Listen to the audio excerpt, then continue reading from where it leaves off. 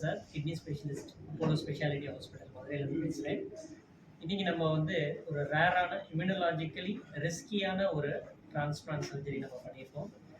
இந்த பேஷண்ட்டை பொறுத்தவரையும் இந்த பேஷண்ட்டோட ரத்த குரூப் வந்து ஓ குரூப். இவங்க பேஷண்ட் நமக்கு டிரான்ஸ்பிளான்ட் பண்ணுறதுக்காண்டி வந்திருந்தாங்க.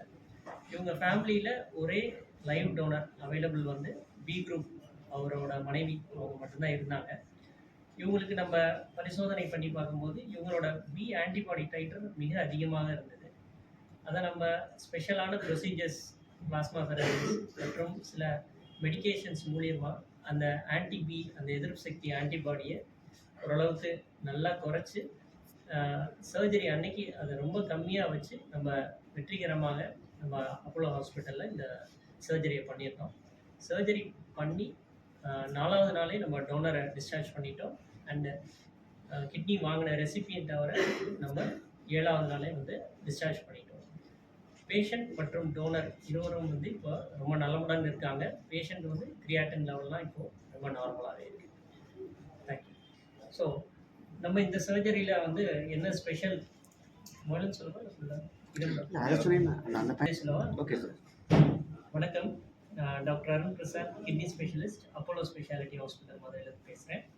ஸோ நம்ம இன்றைக்கி வந்து ஏபிஓ இன்கம்பேட்டிபிள் டிரான்ஸ்பிளான்ட், அதாவது இரத்த வகை மாற்றி சிறுநீரக அறுவை சிகிச்சை. நம்மகிட்ட வந்த பேஷண்ட் அவர் வந்து ஓ குரூப் இரத்த வகையை சார்ந்த பேஷண்ட் வந்திருந்தார். அவருக்கு சர்க்கரை வியாதி மற்றும் இரத்த கொதிப்பு, இந்த 2 காரணத்தினால சிறுநீரக பாதிப்பு ஏற்பட்டிருந்தது. கடந்த ஒரு 6 மாத காலமாக டயாலிசிஸ் பண்ணிகிட்டு இருந்தாங்க. ஸோ அவர் நம்மக்கிட்ட வந்து டிரான்ஸ்பிளான்ட் பண்ணணும் அப்படின்னு வந்திருந்தார். நம்ம அவரை டெஸ்ட் பண்ணி பார்க்குறப்ப அவருக்கு ஓ வகை இரத்த குரூப் வந்து இருந்தது. ஆனால் அவரோட குடும்பத்தில் பார்த்தீங்கன்னா ஓ வகை இரத்த குரூப் உள்ள டோனர் வேறு யாரும் இல்லை. அவர்கள் மனைவி மட்டும்தான் பி வகை இரத்த குரூப்பில் தானம் தருவதற்கு தயாராக இருந்தார். ஸோ இப்போ வந்து நம்ம இந்த பி வகை இரத்த குரூப் சிறுநீரகத்தை அந்த பேஷண்ட்டுக்கு ஓ வகை இரத்த குரூப் உள்ள பேஷண்ட்டுக்கு நம்ம பொருத்த வேண்டிய ஒரு தருணம் இருந்தது. ஸோ அவருக்கு பரிசோதித்து பார்க்கும்போது அந்த ஆன்டிபி டைட்டர் அளவு வந்து மிக அதிகமாக இருந்தது. ஸோ அந்த ஆன்டிபி டைட்டர் அளவை வந்து நம்ம குறைப்பதற்கு ஸ்பெஷல் ப்ரொசீஜர்ஸ் லைக் பிளாஸ்மா தெரசிஸ் அப்படிங்கிற ப்ரொசீஜரும் மற்றும் சில சிறப்பான மருந்துகளோட உதவியால் நம்ம இந்த ஆன்டிபி டைட்டர் லெவலை வந்து நன்றாக குறைத்து ஆப்ரேஷன் பண்ணுற அன்னைக்கு ரொம்ப கம்மியாக அதை வைத்து சக்ஸஸ்ஃபுல்லாக இந்த ஏபிஓ இன்கம்பேட்டிபிள் டிரான்ஸ்பிளான்ட், அதாவது பி குரூப் சிறுநீரகத்தை ஓ குரூப் உள்ள நபருக்கு வந்து நம்ம சக்ஸஸ்ஃபுல்லாக கொடுத்துரும். டெஃபினட்டாக நம்ம டோனர் பூலை வந்து இன்க்ரீஸ் பண்ணணும். டோனர் பூல் அப்படின்னா நம்ம வேண்டிய நம்ம நாட்டில் இப்போ பார்த்தோம் அப்படின்னா டோனர்ஸே இல்லை. எத்தனை டோனர் நம்ம டிரான்ஸ்பிளான்ட் இப்போ எத்தனை கிட்னி ஃபெயிலியர் பேஷண்ட்ஸ் இருக்காங்களோ அவங்களுக்கு மேட்சிங்காக டோனர்ஸே இல்லை. இந்த ஏபிஓ இன்காம்பேட்டிபிள் டெஃபினட்டாக இந்த டோனர்ஸ் பூலை கூட்டும். அதே மாதிரி நம்ம சொசைட்டிக்கு மெயினாக நம்ம இதனால என்ன பிரயோஜனம் அப்படின்னா இந்த டோனர்ஸ், நம்ம தைரியமாக டோனர்ஸை வந்து இன்னொரு பிளட் குரூப்னாலும் டோனரை எடுத்துக்கலாம். ஸோ தட் கண்டிப்பாக நம்மளால டிரான்ஸ்பிளான்ட் எல்லா டிரான்ஸ்பிளான்ட்ஸ் மாதிரியும் இந்த இன்காம்பேட்டிபிள் டிரான்ஸ்பிளான்ட்டையும் பண்ண முடியும். இதுதான் நம்ம மெயினாக வந்து நம்ம சொசைட்டிக்கு வந்து கொடுக்க வேண்டியது. இதுதான் டோனர் பூலை கூட்டுறோம்.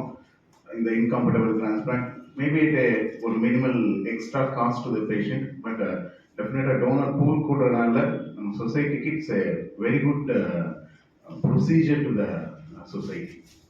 இதுதான் நம்ம மெயின் கான்செப்ட் வந்து இந்த இன்காம்பேட்டிபிள் டிரான்ஸ்பிளான்ட்ஸு டோனர் இல்லாமல் இருக்கிற பேஷண்ட்ஸுக்கு தான் நம்ம கொண்டு வந்தோம். பட் இப்போ பார்த்தோம் அப்படின்னோம்னா டெஃபினட்டாக அந்த டோனர் பூலை கூட்டிடணும். கூட்டினப்போ பேஷண்ட் பெனிஃபிட்ஸ் நிறையா இருக்குது.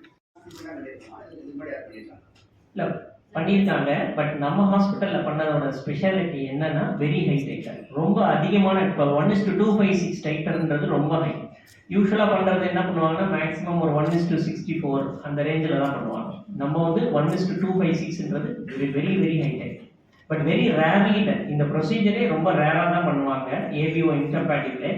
ஏன்னா இவ்வளோ risk involved, rejection risk involved, plus infection risk involved, இதெல்லாம் இருக்கிறதுனால வெரி ரேர்லி டன் ப்ரொசீஜர். அந்த ரேர்லையும் இன்னொன்று என்ன ஸ்பெஷல் அபவுட் திஸ் கேஸ்னா வெரி ஹை டைட்டர். ஏன்னா டைட்டர் அதிகமாக ரிஜெக்ஷன் ரிஸ்க்கும் ரொம்ப ஹையாக இருந்துட்டு ரிஸ்க் டேக்கிங் எபிலிட்டின்னு சொல்றாங்க. அந்த ரிஸ்க் டேக்கிங் வந்து இப்போ இவங்க எடுத்துக்கிற அளவுக்கு ரிஸ்க் வந்து எல்லாரும் எடுப்பாங்களான்னு சொல்ல முடியாது. யூஸ்வலா இப்போ சொன்ன மாதிரி அந்த அளவு இருக்கு இல்லைங்களா, அந்த அளவு 20, 25 அந்த ரேஞ்சில் இருக்கிறவங்க வரைக்கும் எடுத்தாங்கன்னா கொஞ்சம் ஆல்டர் பண்ணி கொண்டு வந்துடலாம். இப்போ இந்த மாதிரி 256 இருக்கிறத ஆர்டர் பண்ணி கொண்டு வரும்போது ரிஜெக்ஷன் ரேட் வந்து ரொம்ப ஜாஸ்தி இருக்கும் அப்படின்றனால பயப்படுவாங்க. இது எப்படி இருந்தாலும் ஃபெயிலியர் ஆயிரும் அப்படின்றதுக்காக வந்து தொடமாட்டாங்க யூஸ்வலா.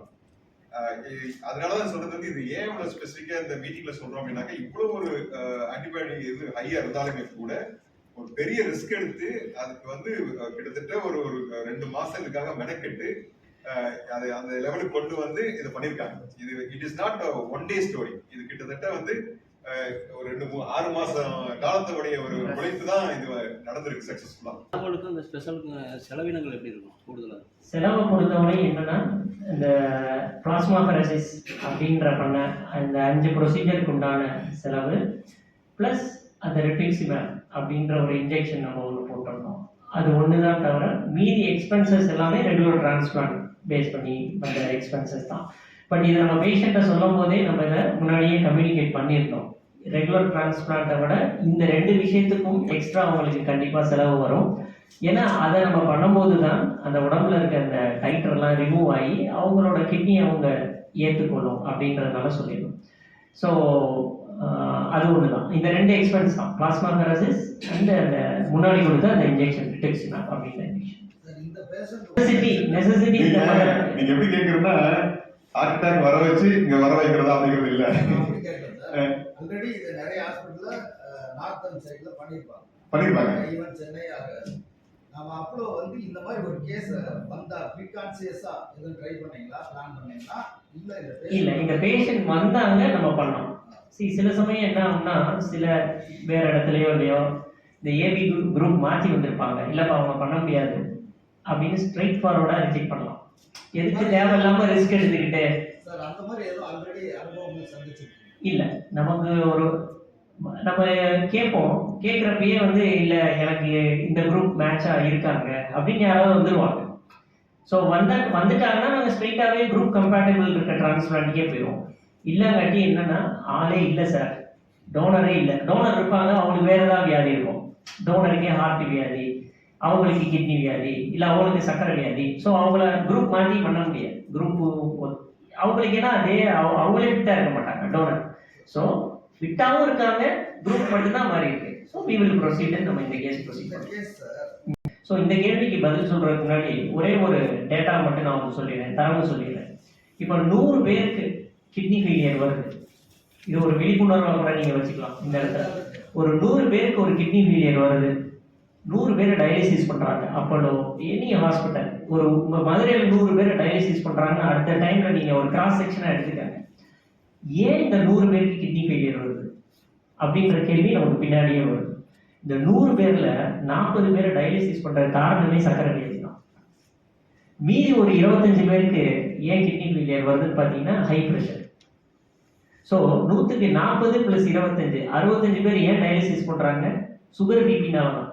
ஸோ டயாலிசிஸ் வர்றவங்களே இந்த 2 பேர் தான். ஸோ டிரான்ஸ்பிளான்ட் வர்றவங்களும் இந்த 2 பேர் தான் அதிகமாக இருப்பாங்க.